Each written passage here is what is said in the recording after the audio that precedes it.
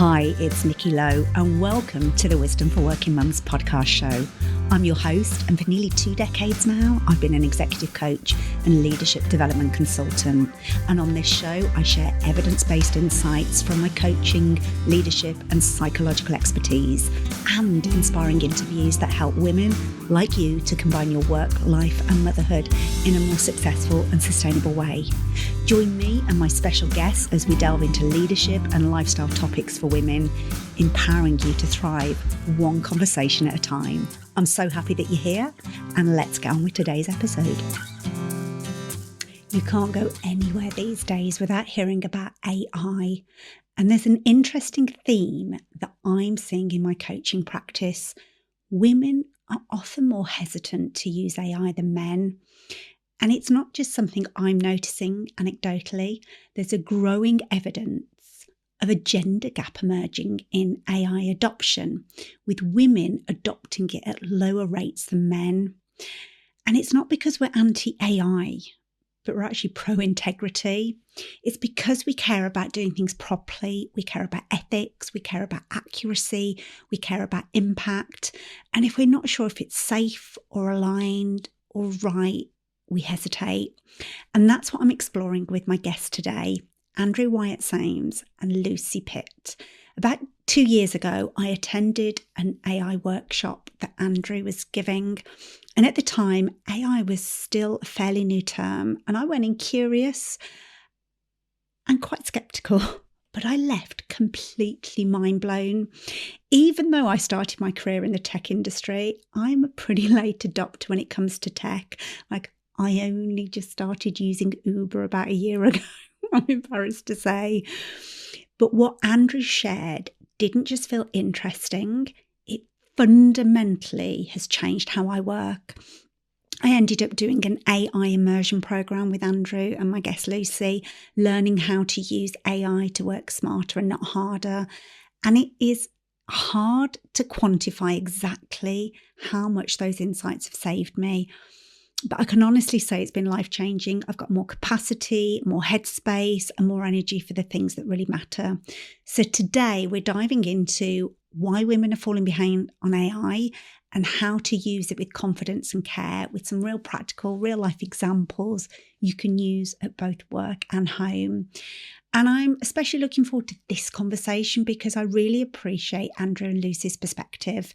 I'm all about more human leadership, and they approach AI from the human side first, not the technology side. Although you'll quickly hear they absolutely understand the tech too. So Andrew is an AI integration consultant with a background in organisational psychology and over a decade in the leadership development and culture transformation space. And that's how I know Andrew. And alongside Lucy, he's co-founded Uptake AI, helping organisations adopt AI in ways that enhance performance and resilience while keeping people at the heart of change. And Lucy is a strategic innovator and entrepreneur with a strong track record in business growth and transformation. She's brilliant at translating fast-moving developments into generative AI, into practical high-impact tools, aligning people, process, and technology so AI feels accessible, usable, and genuinely supportive. So whether you're AI curious, quietly avoiding it, or even actively opposed to it, I think you're going to love what Andrew and Lucy have to share. So I won't keep you any longer. Let's welcome them. So welcome, Andrew and Lucy. It's great to have you on the podcast. Thank you. So we're going at this from a particular angle because I think everybody's talking about AI and has been for a little while now, but I've obviously known you and your work for a good few years, and you've been in this space and have gone in, you're experts in this space. And I think what we wanted to talk about is for my audience is women specifically with AI. So I'd love to hear your perspective on what are you both noticing about how women are using, adopting or interacting in this space? Well, let's start with the research because I'm a psychologist, I can't help myself. So women are less likely to use AI than men. So there's some sort of fresh research out early 2026 that they are 25% less likely to use it. And typically that's because they're worried about ethics, accuracy, and even job displacement more than men. So that's what the research is saying. Just, I guess, more risk adverse and less willing to experiment without the guardrails or without the kind of structured training in comparison to men, a fear of getting it wrong, maybe. It's a really interesting conversation. I do think the needle is moving, but there's still a gap. Yeah, and women in AI, like if you think about AI professionals, 22% of women, of AI professionals are female. So that's probably not helping either. Oh, wow. I didn't realise that. Mm. And so when you say it, is that in the AI tech companies themselves? Yeah. Wow. Right, so AI professionals across the board. So probably not helping. Yeah, and I guess if I consider myself, when I think about my mindset, I would have classed myself as the most technologically challenged in a group, and also I was always struggled with change because I've got my format, and so I guess I would very much say if I can embrace it because I don't class myself as technical, then absolutely, please, any listeners, you can too. Yeah.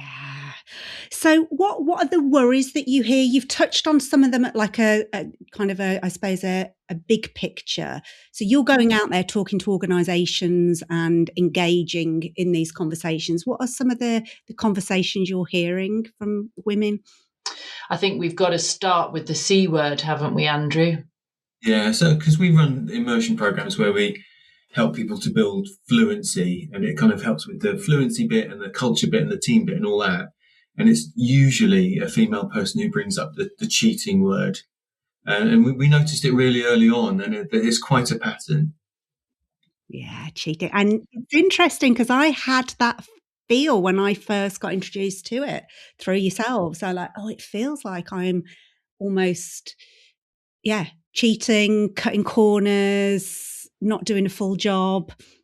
Yeah, I class it as the good girl mindset.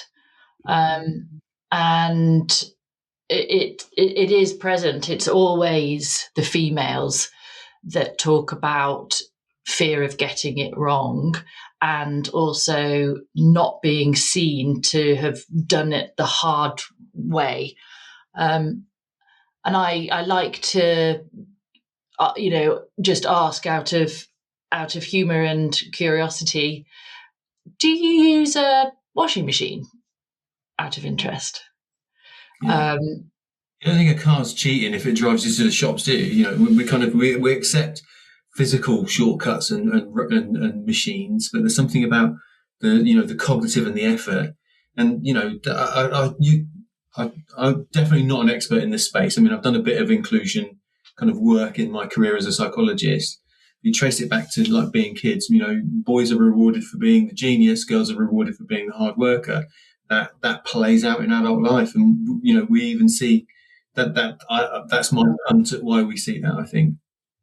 Yeah, and I also think it comes back to a lack of knowledge and confidence, of course, around AI literacy and how to get the best out of tools like Copilot or ChatGPT. Of course, they're the kind of the biggest brands that we hear about.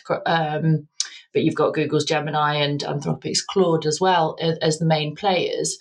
But often people have had a go, or they've seen some content or copy that's been written, produced by AI, and think that's slop, that crap, or they've received something from somebody and they know there's no way they would have could have done this, and so their mindset is kind of reinforced early based on the bad practice of others, and it's overcoming that. I was talking to a female professional the other day, and she said, like having a conversation with ChatGPT, it sounds like an overconfident male colleague. And I was like, I never thought about it like that. So there's this sort of instinctive, like, I don't like the content, I don't trust it, slop, slop, slop. So, I thought that was rather amusing. Gosh, but can you imagine if Chat GPT or Copilot had, when you're talking to it and you put it on the conversational mode so you can literally work through certain scenarios, problems, ideas. But if the voice back was, "Oh, I'm not sure. Are you really sure about that?" Rather than, "That's an amazing idea, Lucy. You're amazing." Which, of course, we know sometimes the models can be your biggest cheerleader. So you've already talked about a number of different things, and I don't want to assume anybody listening there. We might have people listening that are like, yeah, get all of that, get all of the names that you've mentioned around Claude and so forth, and the conversational piece that you just talked about. But if we assume there might be somebody listening that's like, okay, slow down a bit, like, tell me a bit more. What kind of scene setting can you give for somebody that may not yet have engaged in a meaningful way with AI? If you haven't engaged in a meaningful way, get on with it. Like, you haven't got to become an evangelist. You haven't got to become, you haven't got to fall in love with it. You have to engage in a way. So if you've never touched it, well, I bet you have. Because if you've, right, I'm going to say this and it'll probably kick off in the background.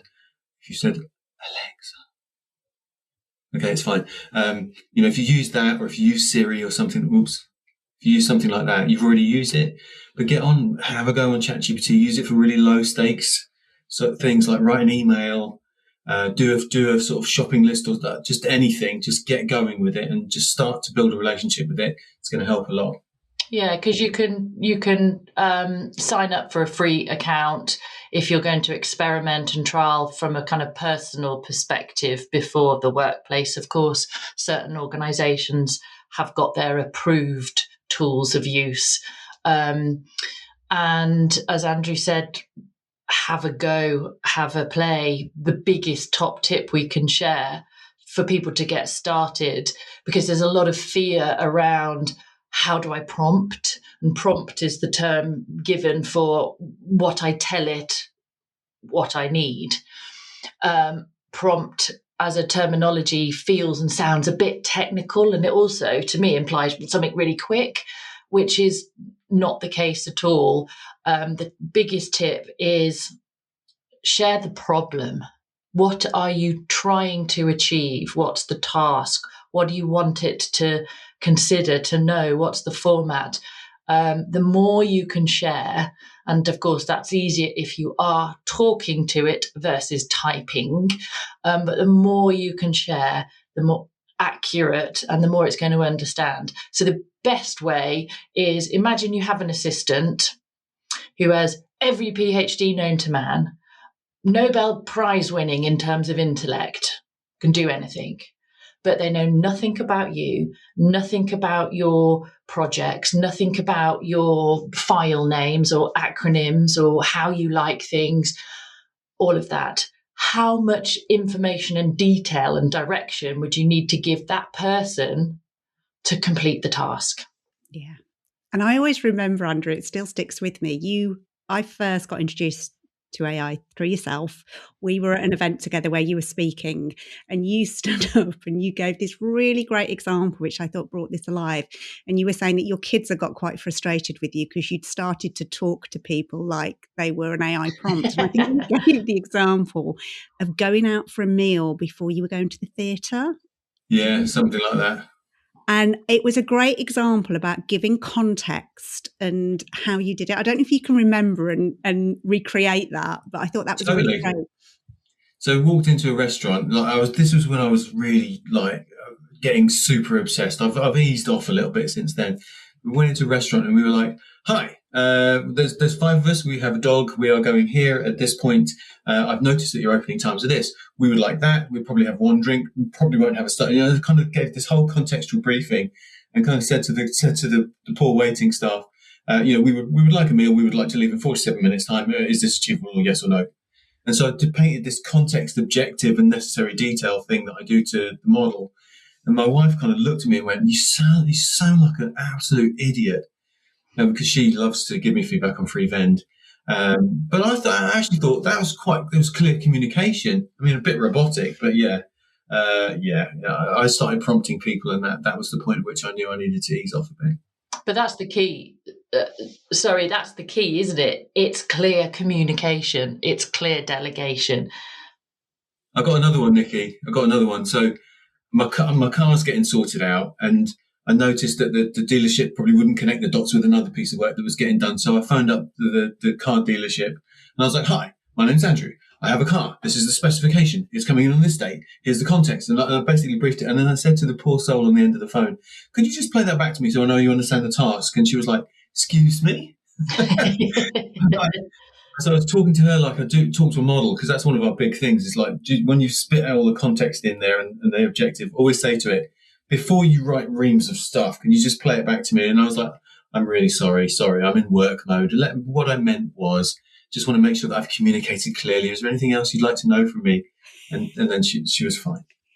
But there's little nuggets like that I've learned from you guys, which is so powerful about, as you say, play back what have you just heard and how have you interpreted that, and what, looking back, have I missed from it?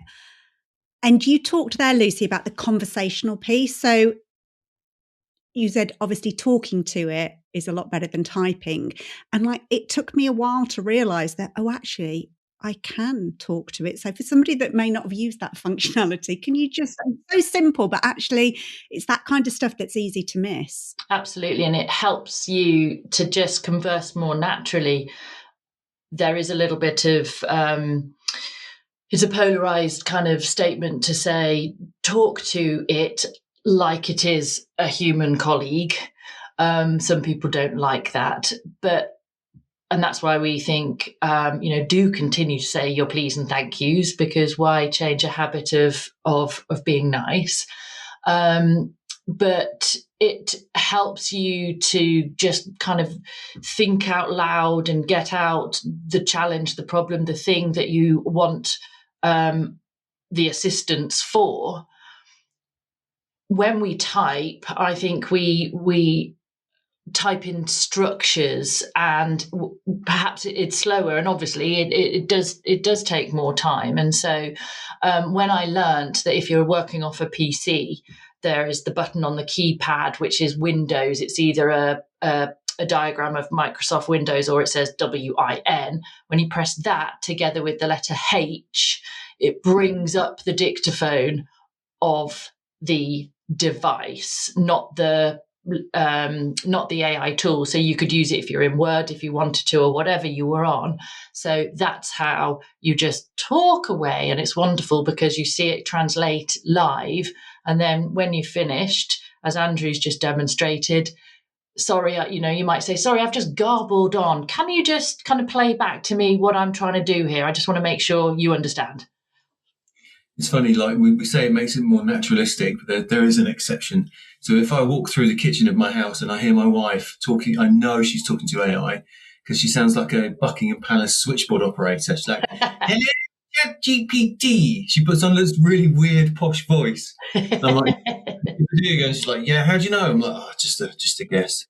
It should make us more kind of fluent and get everything out of your head into the model. The more you get out of your head into the model, the easier it gets. So if you haven't had a go on ChatGPT, or if work has provided Copilot or anything, just have a go. Dead simple. And by the way, if you're a leader, and I'm assuming a very high caliber of listenership for your podcast, Nikki, you can't not do that. So you actually do need to crack on. I'm not saying lead or leave, but get on with it. Yeah. I was just going to say, and that gives me the idea that for women and women in leadership, sometimes in meetings or situations, the female voice might be overshadowed by more dominated by male voices in the room, and sometimes that can be frustrating, can be intimidating. And I love the idea of using tools like ChatGPT as a coach, effectively a bit of a coach in your pocket. If you're about to approach a certain situation, not only to help you craft an email and make it a little bit more polished, the use cases are absolutely endless, and problem solving, and a coach.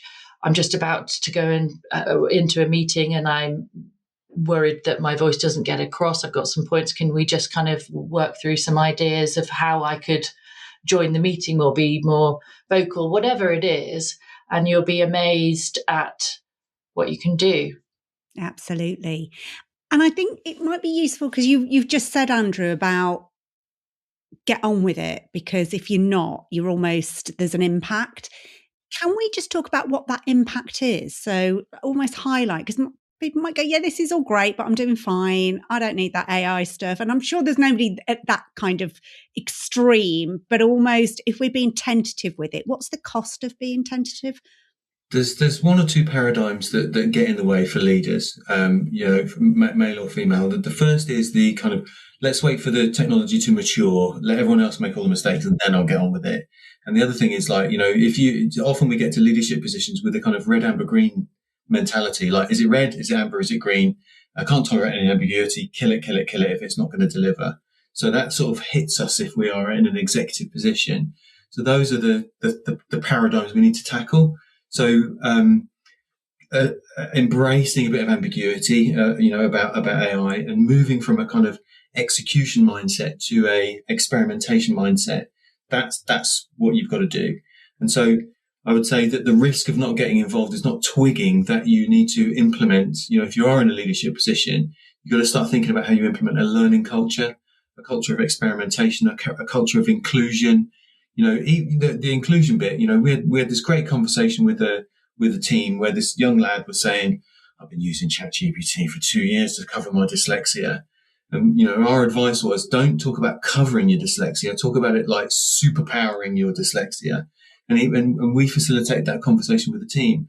So I think engaging with it means that you end up you get the performance benefits, right? Because you'll be modeling it and your team will therefore be doing it.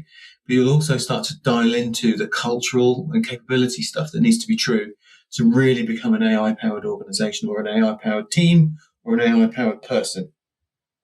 Yeah, and let's face it, workplaces are evolving and business structures are evolving and will change. And leaders need to be on top of the opportunity and the dynamic around that. We're starting to work with organizations that are actively supporting business heads of department around AI literacy, to improve processes, to see how things better are structured through the lens of AI, see what that change is going to require, to then feed back to the business in terms of what skills need to be in place, what people we need to hire in order for that to be true. And I think, therefore, if leaders aren't getting on board, there's as much that they'll get left behind in terms of their own capacity and capability, but equally left behind in terms of the needs and the requirements and what's happening in their business. AI, when it comes to the leadership table, is a team sport. It isn't IT. It isn't just delegated to that one person. It impacts absolutely everybody. So from a leader perspective, absolutely there's a second important kind of narrative here. Got to get on board. That sounded well posh when you said that. Thank you. Maybe I've put my palace voice on. Putting you through now. Sounds good, Lucy. But I think the brilliant stuff that you said in there about actually if we're not engaging with it, it impacts us in terms of our strategic thinking around this, but equally our personal productivity and capability. And I think those are two powerful sides for any leader, but I think there's some particular nuance for women. How many senior women I work with that are at full capacity, because often, in terms of my audience, they've got the dual shift, they've got huge demand and responsibility they're carrying in the workplace, and then they're carrying potentially most of the mental and domestic load at home. And as you say, trying to have gravitas and impact around the leadership table, if you're not engaging with this voice that you can bring to it. And perhaps sometimes there is a fear of opening up if there isn't psychological safety at the top table in terms of some of their thoughts or some of their ideas. They kind of want to sense check it first. That's another fantastic kind of use case to get second eyes and ears on something to help build the confidence to then kind of present it, if you like. And I think not just in business as well, personal life, scenarios with family or whatever it is that adds to the mental load. Yeah. And, so I live in a very woke household. So, my wife is an advocate for end sexism in schools, for, amongst other things. And I've got daughters who challenge me all the time. And I said I was coming on this podcast, and my wife was like, do not be giving anybody any extra burdens. We've already got enough on our plate. Thank you very much. And I'm like, with that in mind, the one wonderful thing about AI is that when you're feeling burdened and somebody goes, here's a new thing you've got to figure out and learn, it does actually save you time. Like, it's not just this new thing you've got to learn to add to all your burdens. It actually does take stuff off your plate, which is wonderful. And so that's what you'll discover if you're a non-user. You can do things like chuck the URL of your website or of your business into ChatGPT or Claude or whatever and go, can you do a SWOT and a pestle analysis on my company? It'll go, boom, there you go. And you're like, that would have taken me hours. So those kind of things, when you get time back, you're like, wow, there is a virtuous circle if you're asking the right questions. And so that's doing my little bit, not trying to burden anyone. And I will forever be grateful for you, to both of you, because the amount of time that you've saved me by helping me become more of an earlier adopter than I would have been is just mind blowing. And we talked about that inclusion piece around somebody that was dyslexic. I have found that as a perimenopausal woman, the thinking partner of AI has just, when I'm like, oh God, I can't get my brain quite started, and it's just a springboard. It doesn't replace my thinking. It becomes my thinking partner and helps me springboard my thinking or accelerate my thinking. So both professionally and personally. So on that note, if somebody is thinking about, okay, you talk about saving time. You gave a really great example there, Andrew, of somebody that might have a website and you review it. Where have you seen people use this? So if somebody's like dabbling and like, I'm not quite sure, what might be some examples, either professional or personally, you've seen?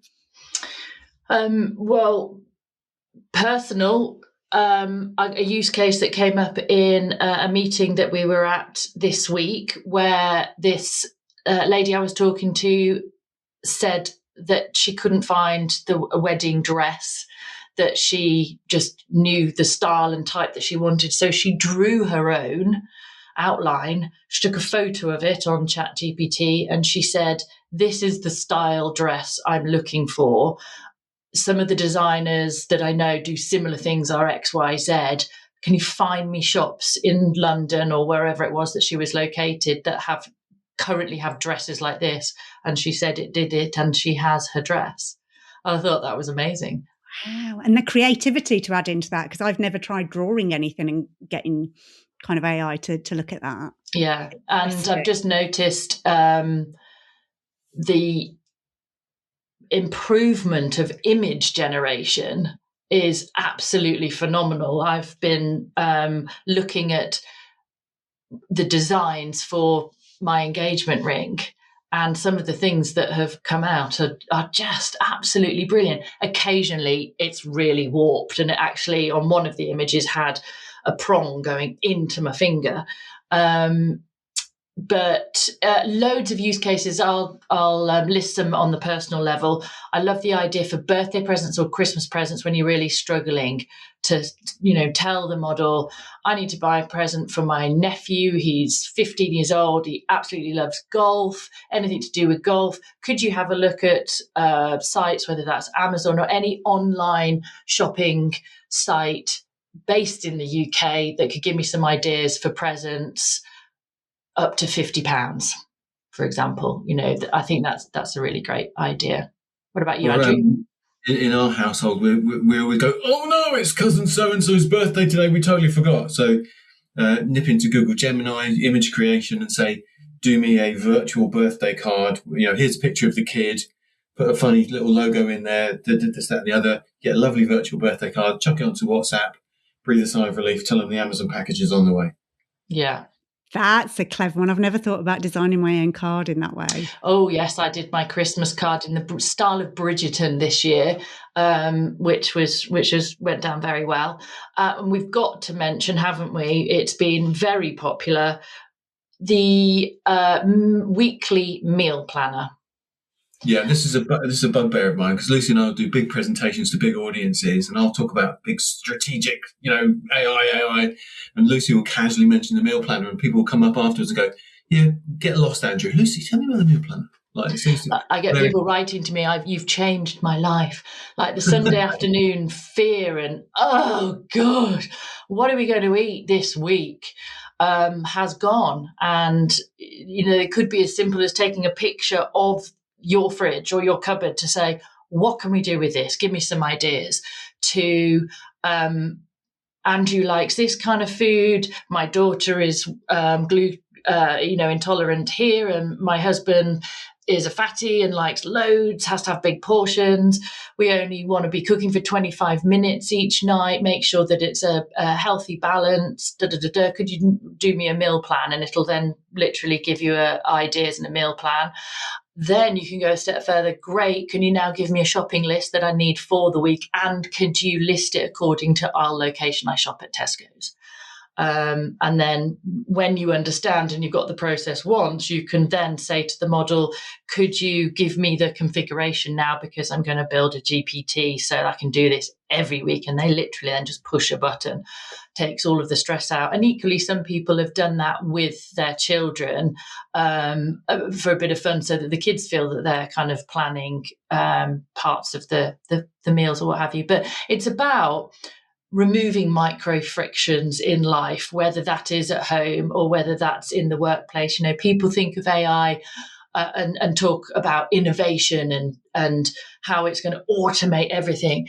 The real impact comes from the kind of compound effect of micro innovations. Something that might take me an hour that I can now do in 10 minutes. Something that might take me a day that I can now do in an hour or two. When you add up the collective wins, then we're winning.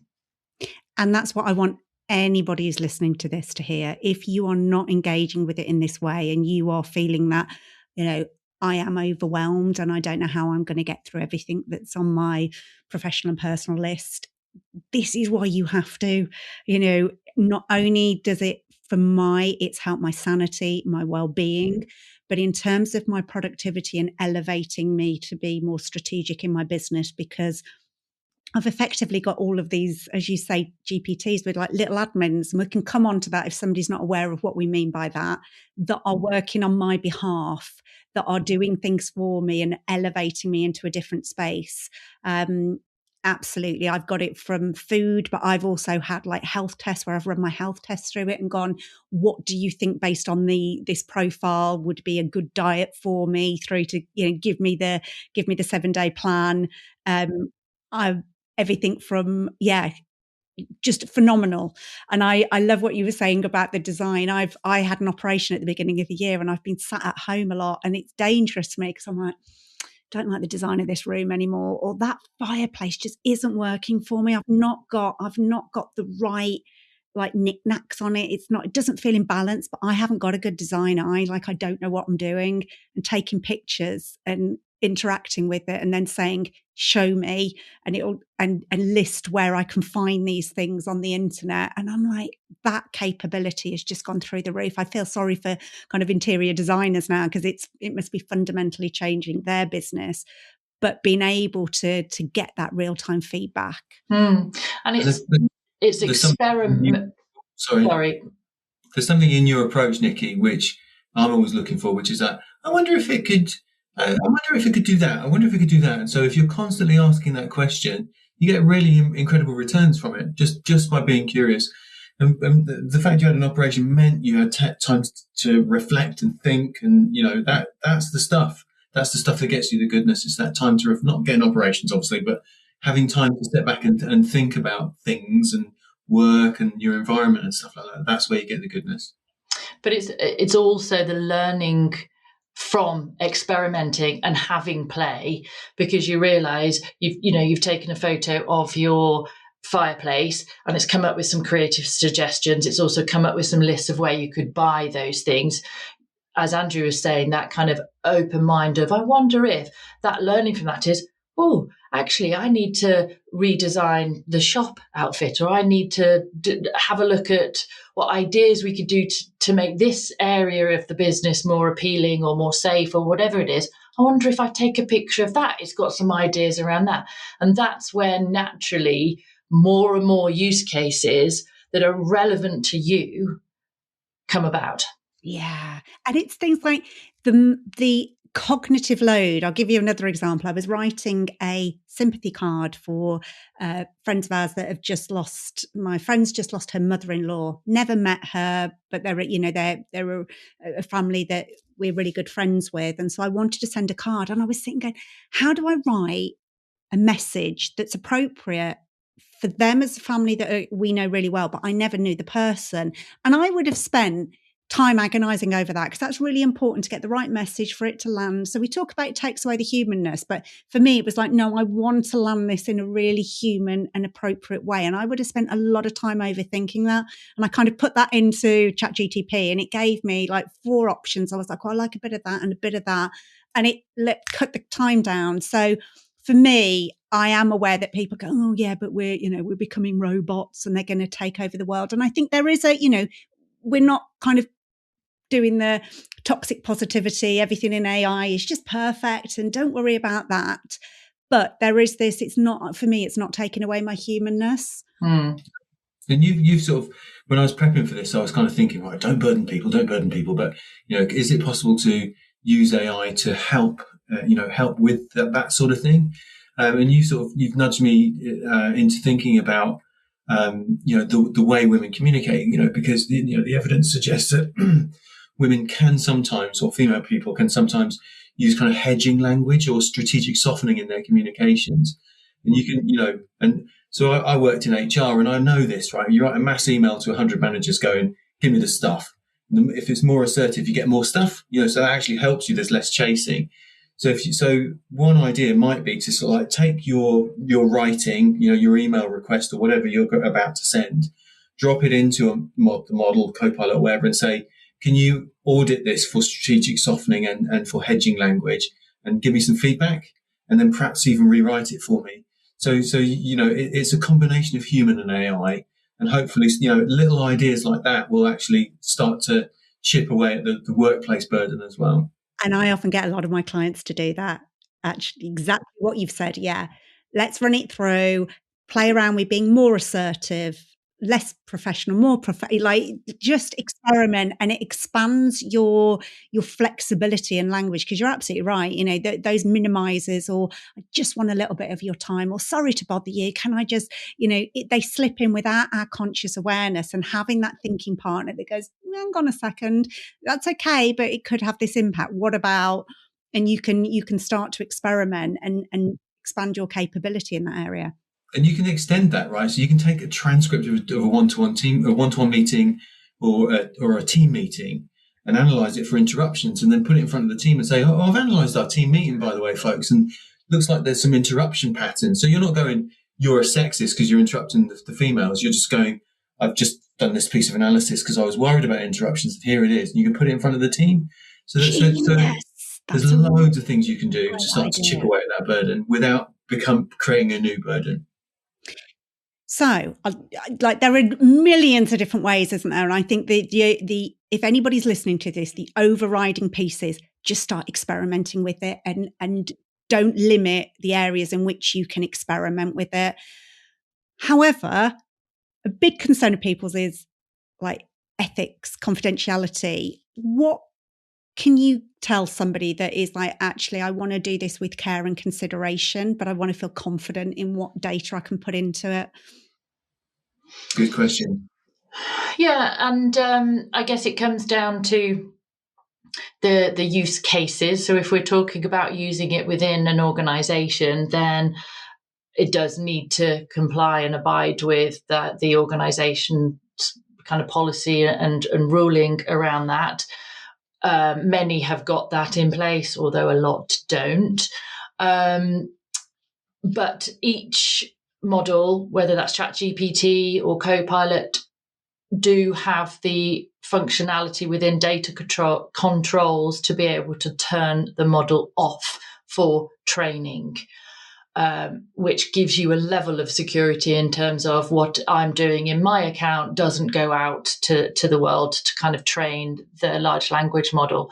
But I guess on an individual level, then it comes down to risk appetite and the what it is that you need to do. If there is an analysis, for example, in terms of customer data, 9 times out of 10, you don't need the personal information because you've got customer identifiers, IDs or what have you. And so if data is kind of sanitized before, then we reduce risk in certain ways. But you're right. It does involve the critical thinking piece, and it does involve the kind of stop and think. Just because I can, should I?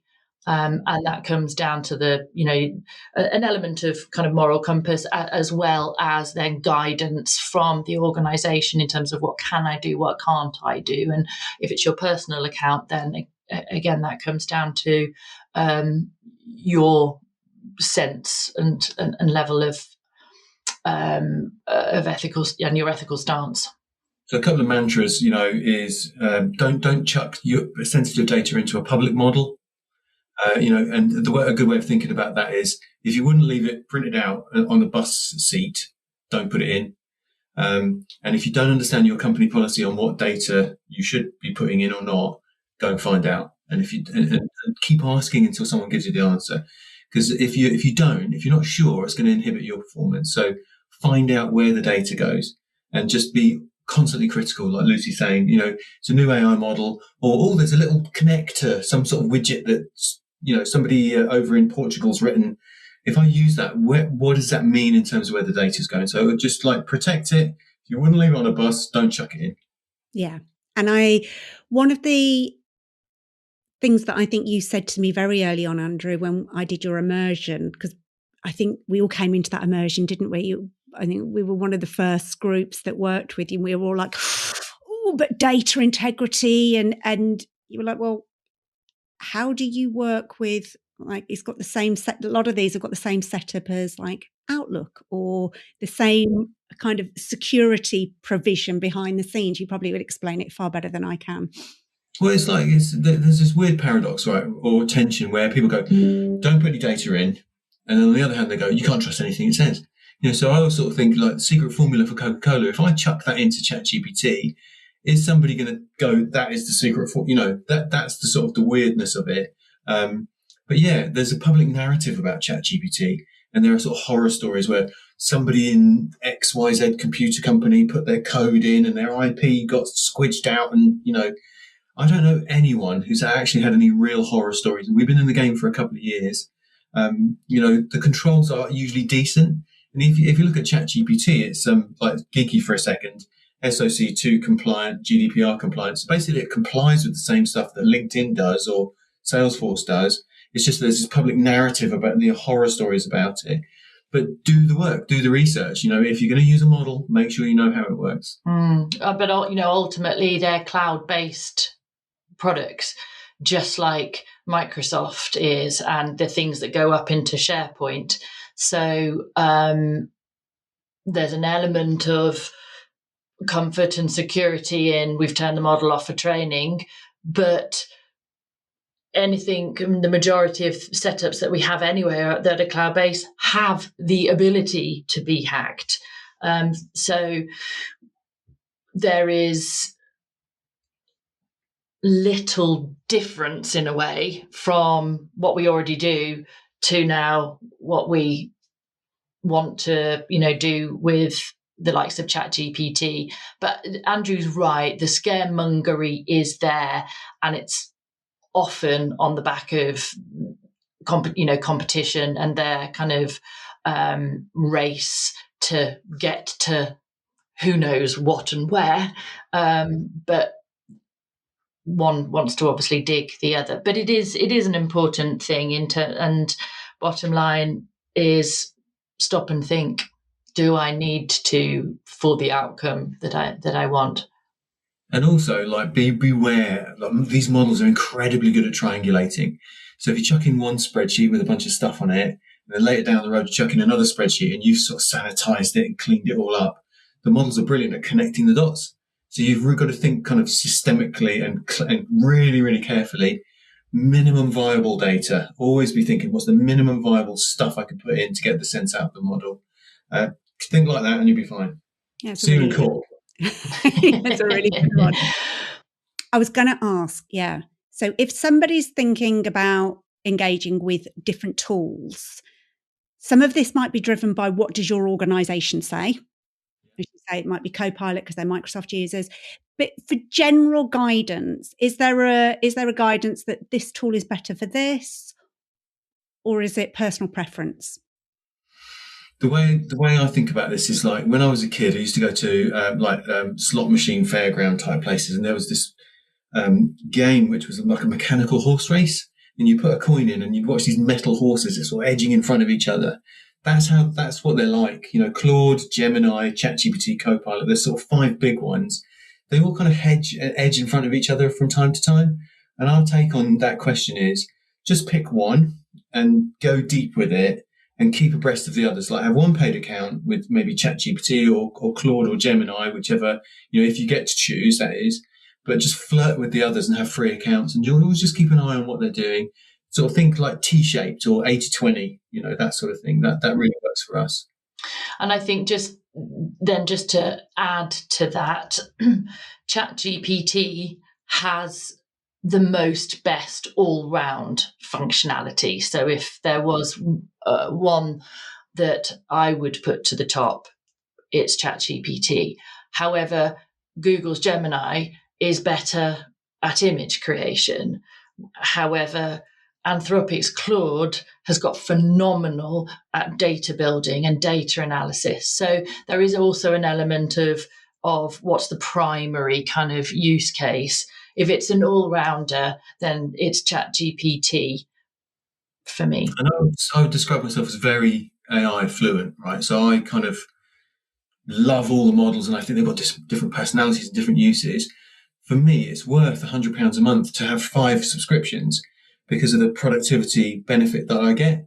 So if you're sort of starting your journey, I would say don't do that. But the more fluent you get, you're like, it's worth £20 a month for Claude because I can write something I can research something in Perplexity, draft it in ChatGPT, stress test it in Claude, red team it in Gemini, and then I've got this amazing document, and the whole thing only took me 10 minutes.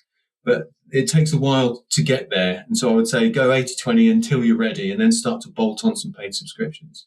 And I think that's like the optimized usage approach, isn't it? So you've taught me that Perplexity is great for doing research. It gives you more grounded, evidence-based. So when you said red teamed it, did you say? Never heard that term before. What does that mean? It's basically one of the challenges you've got if you write something in a model is like, how good is it? How objectivity is a nightmare with these tools. So there are 2 things that I do to address that. Well, 3 things that I do. The first thing I do is triangulate, right? So you write something in one model, you go to another model and you say, give me some tough love on this. And then you go to another model but tough love is still like, you don't know what the mix is. Where's the toughness? Where's the love? It's still not objective. A red team is like an instruction to the model to say, give this a kicking. Whatever I've written, just find all the problems with it. And so it will do. But we're still missing the objectivity because we don't know how tough it's being. So my third method for really getting objectivity is to say, build a framework that you would use to analyze the quality of this and give me some behaviorally anchored rating scale. So like actually spell out what bad and good looks like across the whole of this thing, and then score my output. And so you can impose objectivity and impose a framework which actually bypasses that problem of the models not really knowing what they're doing. If this is too geeky, just like hit the buzzer. Hang on. Too geeky. This is why I want people to hear this, though, on here. It's like you're not just talking about AI from a concept perspective. You haven't just jumped on the bandwagon. And that's what I really appreciate. Whenever I speak to you, I learn something deeper and deeper about AI, about how to avoid the pitfalls, how to optimize the benefits. And so I am sure anybody that's listening might be going, not quite sure, but they will get the essence of like, you really think about this stuff. Have a go at it. I'm a practitioner, so I was in a coaching conversation the other day. I still do a bit of old-fashioned coaching. I was in a coaching conversation with the CEO the other day, and he was talking about a colleague not delivering. And so I conjured up instantly a competency framework in front of him on ChatGPT and said, just score the person out, so you can really quickly get that kind of objective thing that you need in the moment. And that's, yes. Anyway, right. So I'm going to stop talking now. I love also from a kind of new eyes, second thinking, double checking kind of layer to the work is if you can build personas.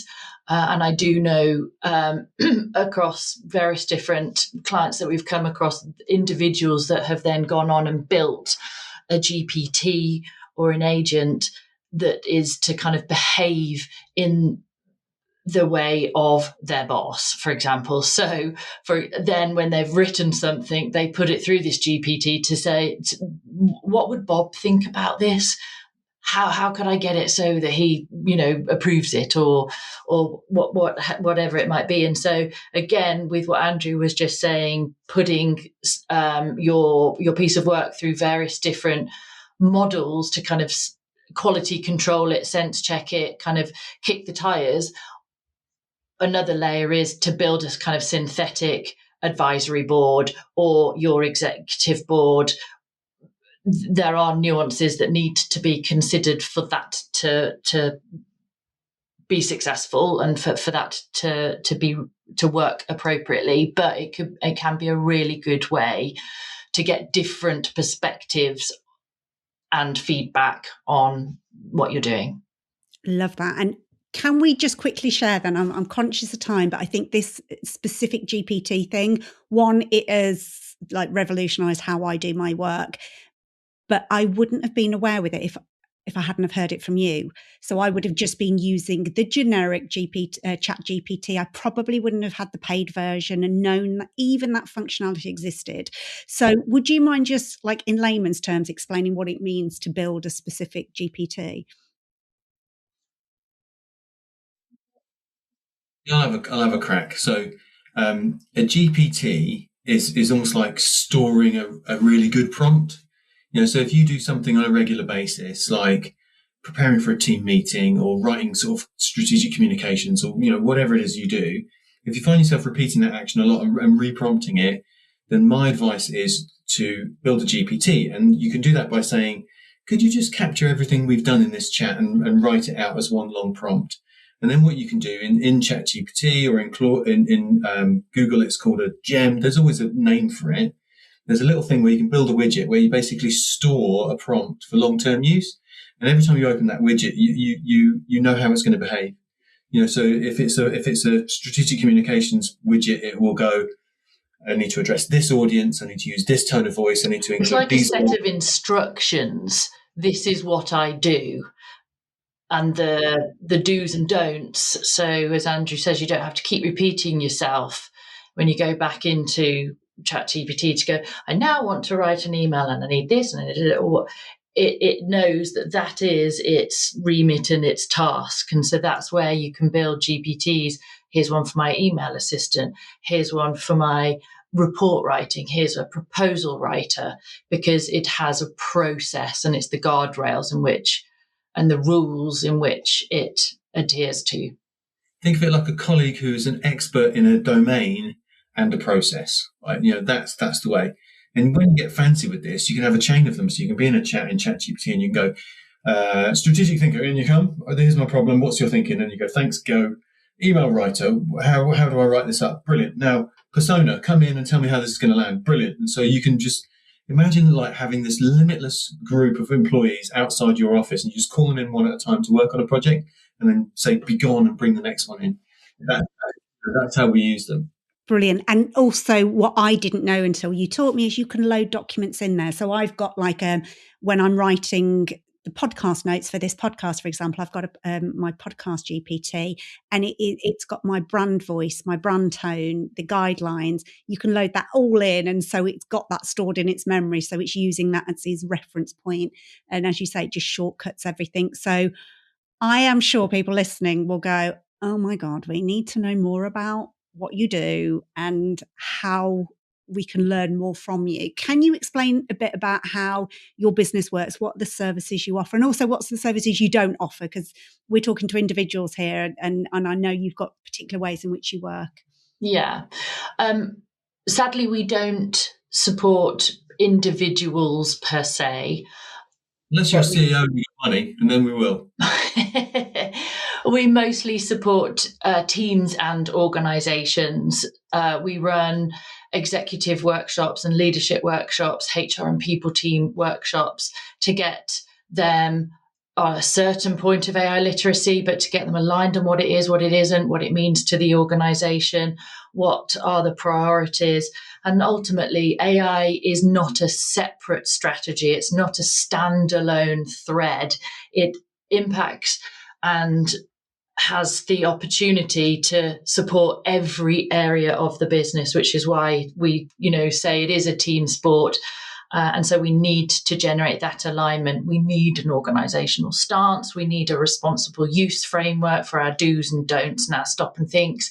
And we need to all be on the same page in order for any future pilots or projects to succeed. So we don't have that as a barrier. We run AI literacy programs that could be for individual teams, whether that's a marketing team or a sales team or even finance team we have had, or multidisciplinary, to build champions in organizations and their programs that are typically delivered over Zoom. We meet organizations where they are at, but it's our responsibility, knowing what success looks like, to say we can do this, but my concern is it won't land because you've got the equation for success. 75% is psychology, it's people, it's change, it's culture, it's capability. Only 25% is the technology. So if we don't have certain things in place, we can give everyone the shiniest tools in the world, but it ain't going to stick. It ain't going to land. So, governance, we support organisations with, as well as data now. So the whole shebang, we're obviously a great crack to work with. And we have a team of ready, willing and able specialists to support whatever people need. Something to think about, right? There's so much disruption, and we get that there's AI fatigue, right? And it's exhausting. People will be saying things like, well, software as a service is doomed, or, in a year's time, you'll be able to talk to your phone and it'll build your enterprise, all that stuff is bonkers. But just to super underline what Lucy's saying, the enduring competitive advantage you will get is if you focus on the AI fluency, right? And capability, because that's the bit that sticks. The tools will come and go. The technology will come and go. It's all going to change. The one thing that ain't going to change is is an organization with a learning mindset and a learning culture, because it will adapt to all of this. If you've got a learning culture and an AI fluent organization, you will thrive and you will smash the heck out of all your competitors.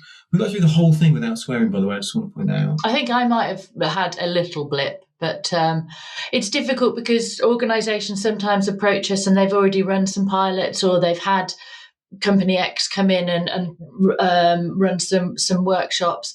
But we know that when it isn't relevant to the sector and to the organisation, so there's an element of tailoredness because it has to solve individuals' pain points and teams' pain points.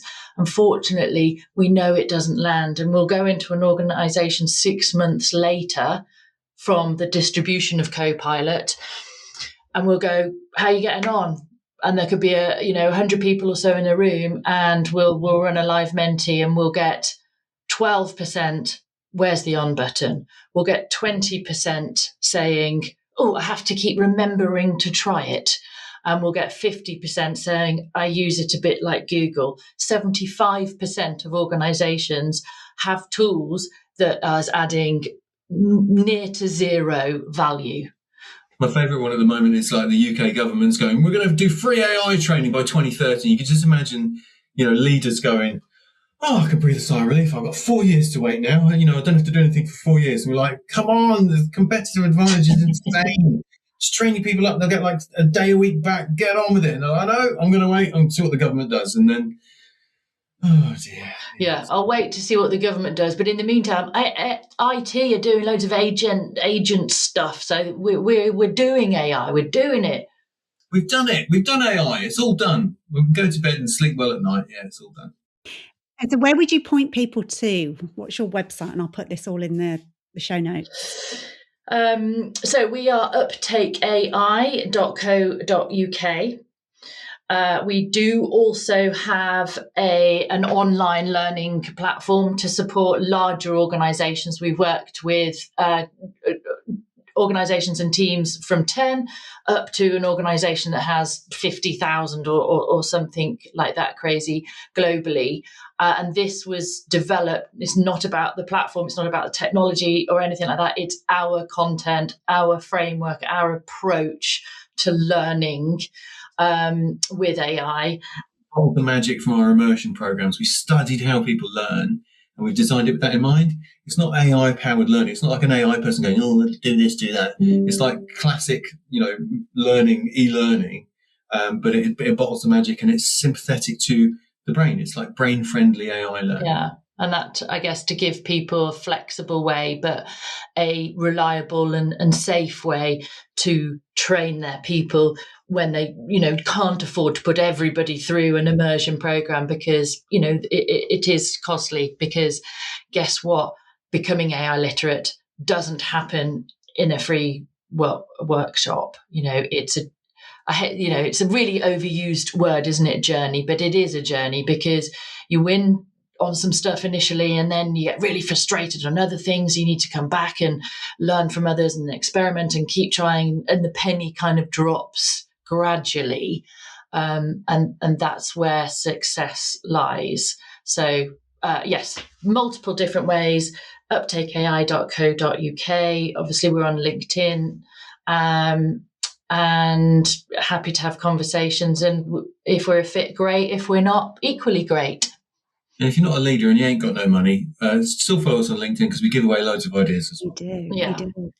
So if there's just one thing that you would hope somebody listening to this conversation takes away, what would that be? You become competent by experimenting. So if the thing that's in your way is like, I want to be good at this before, I want to really nail it. No, forget that. Experiment, treat failure as data and have a go. Like, smash through that good girl thing that Lucy sort of flagged at the beginning. You get good by experimenting. That's true. My mentor. True. As an example to finish on, put in, I want to produce a market report on I want the latest insights on the housing market. Okay. See what you get from that versus I'm responsible for business growth in a UK-based property development organisation. I'm really interested in what's happening in the market. I'm interested in the latest trends around construction, around X, around Y. Much more detail. I'm going to use this report for an idea to extend our current business plan. This is what I'm doing and why. And, you kind of learn from not very much to just like we said earlier, to somebody who can do anything and everything but doesn't know anything. How much would you give them? And then see the quality. That's, how you learn, by going, oh, right. But you're not saying go and do that housing example. What you're saying is, think about your role and your mission and the things that you care about and the problems you'd love to solve. Explain all that to the model and you'll be amazed at the quality of what comes back. Yeah. And I'll share with you the Christmas card as well, Nikki. So if you want to put that up, have a play, have a crack. It's really great fun. Oh, do. And I'll put that in the show notes as an example if you're happy for me to share it. I came up with so many different images. I was like, oh, but even if I printed, lots of different ones, like the multi-pack, if you like, but then mum gets that one, but then auntie gets that one. Well, they won't have seen the others. They're so great. So the Christmas card had all of them on it. Like you think, oh, look at me. Thought that you put into it. I'm going to be taking inspiration for this year. But thank you both, not only for joining me for today, but actually what you've empowered me with my own AI journey. So thank you. It's an absolute pleasure. Yeah, welcome. We love to talk. Thanks so much, Nikki. And you're doing amazing things with this podcast. It's a pleasure to be part of it, and hope we've helped all the listeners. If you've enjoyed this episode of Wisdom for Working Mums, I'd love for you to share it on social media or with the amazing women in your life. I'd also love to connect with you, so head over to luminate-group.co.uk where you'll find ways to stay in touch. And if this episode resonated with you, one of the best ways to support the show is by subscribing and leaving a review on iTunes. Your review helps other women discover this resource, so together we can lift each other up as we rise. So thanks for listening. Until next time, take care.